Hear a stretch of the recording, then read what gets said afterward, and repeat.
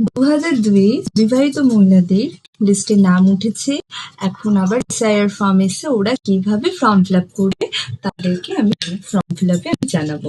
তেমনি ওদের আমি আগে ফর্মে বলেছিলাম আত্মীয় সম্পর্কে কি লিখুন, এইটাও জানাবো আমি আপনাকে। স্বামীর নাম লেখা যাবে কিনা এটাও আমি এই ফর্মে আপনাকে জানাবো। ধরুন এটা হচ্ছে বিবাহিত মহিলার একজনের ফর্ম, তো সেই ডেট অফ বার্থ লিখবে যেটা ভোটার আই কার্ডে দেওয়া আছে সাল, সেটাই আমরা ডেট অফ বার্থ লিখবো। এবার আধার নাম্বার আপনি দিতে চাইলেন দেবেন, আমি এখানে আধার নাম্বারটা দিইনি, আপনি পারলেন আধার নাম্বারটা দিতে পারেন। মোবাইল নাম্বার আপনি আপনার নাম্বারটা দেবেন।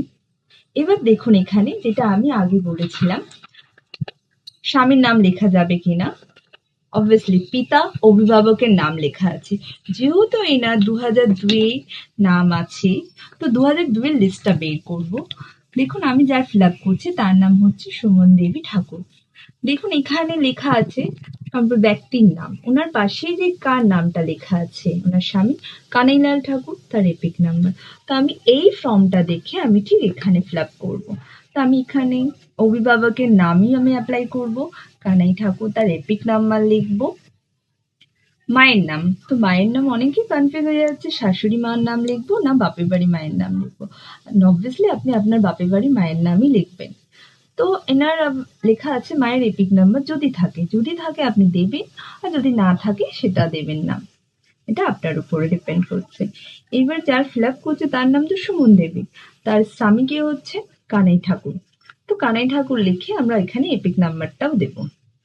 তো এখানে দেখুন দু জায়গায় কানাই ঠাকুর হয়ে যাচ্ছে।